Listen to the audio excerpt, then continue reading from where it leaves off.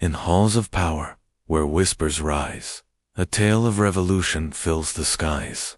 A figure born, a destiny to seize, Fidel Castro, carried on the breeze. From lawyer's desk to mountain's rugged height, a flame of change, burning ever bright. In 1959, a world would see a rebel's triumph, setting Cuba free. A Caribbean island, sun and shore, beneath Batista's rule, could take no more. A dictator's grip, a nation's deep despair, with us backing, a heavy cross to bear. The casinos thrived, the profits flowed in streams, while ordinary people lost their dreams. From this discontent, a movement would ignite, a quest for justice, a burning, fervent fight. Young Fidel, with fire in his soul, prepared to make a broken country whole. With Che Guevara, a comrade staunch and true, they planned a future, bold and fresh and new. From Mexico, they sailed, a tiny, hopeful band, aboard the Grandma, to reclaim their land. But fate was cruel, their landing went astray. Ambushed and scattered, they fled in disarray.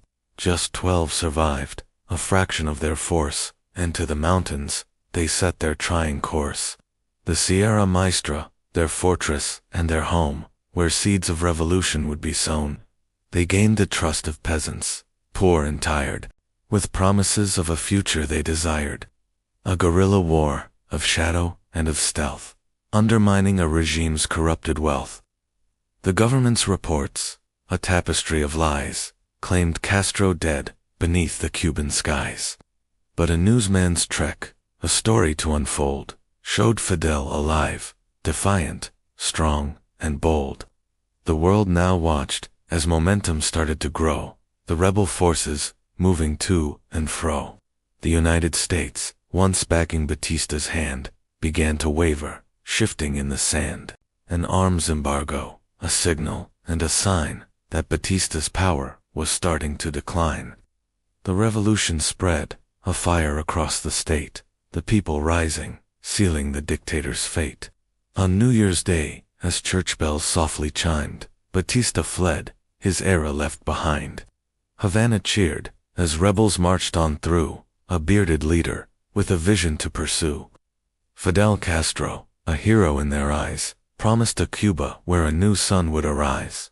But victory's dawn brings questions and new fears.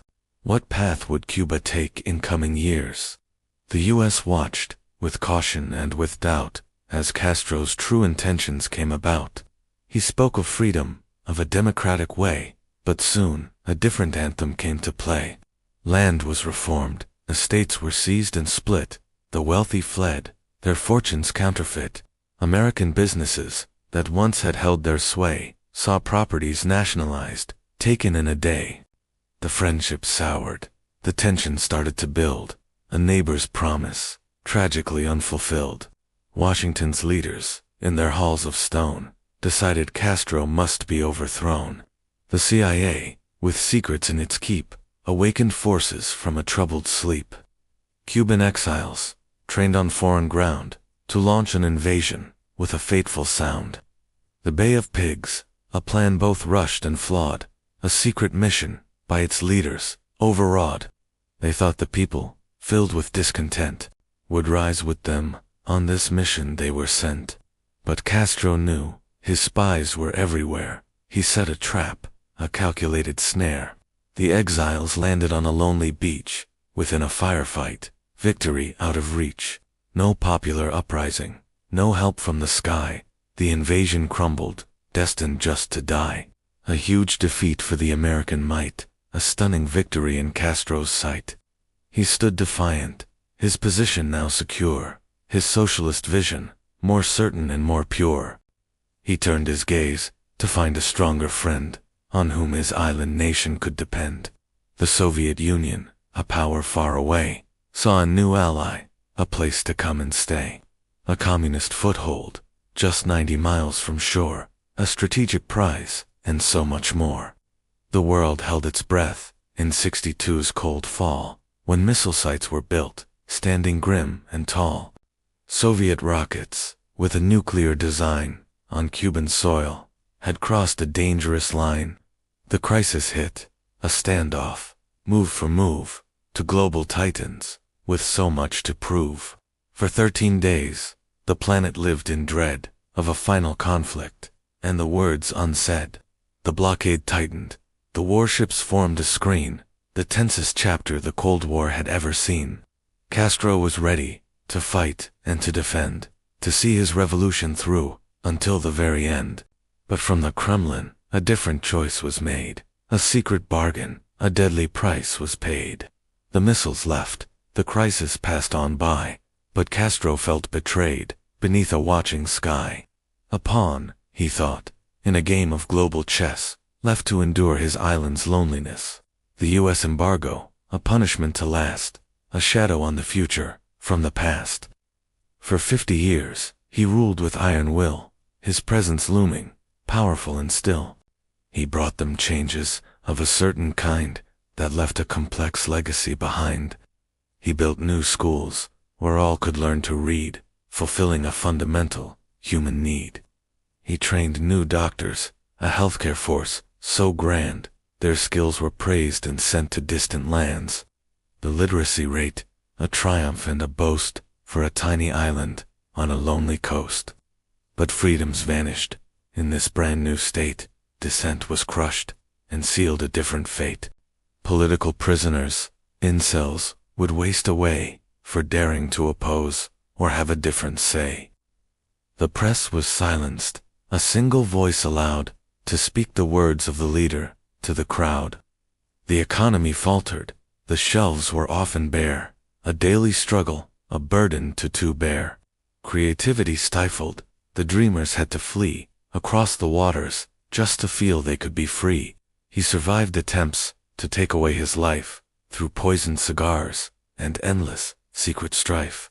The CIA's plots, a catalogue of strange design that failed to break his spirit or his line. He outlasted presidents, a fixture on the stage, a living symbol of a revolutionary age. His beard, his uniform, his speeches, long and loud, a captivating figure to a captive crowd. In his later years, his health began to fail, the aging leader, now looking tired and frail.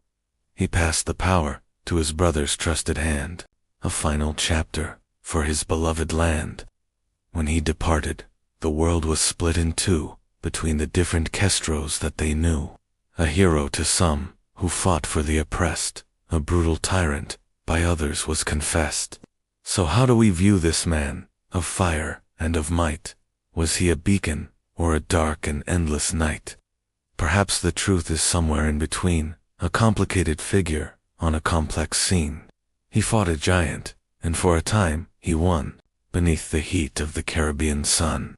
His story teaches, with its twists and turns, the price of revolution, the lessons that it burns.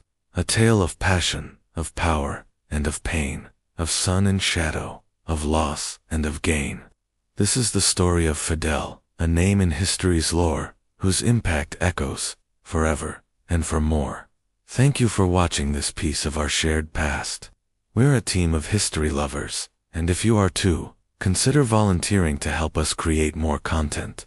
Check our About page for details on how you can join. Subscribe to our channel, Historical Figures and Moments, to explore more lives that shaped our world. See you next time.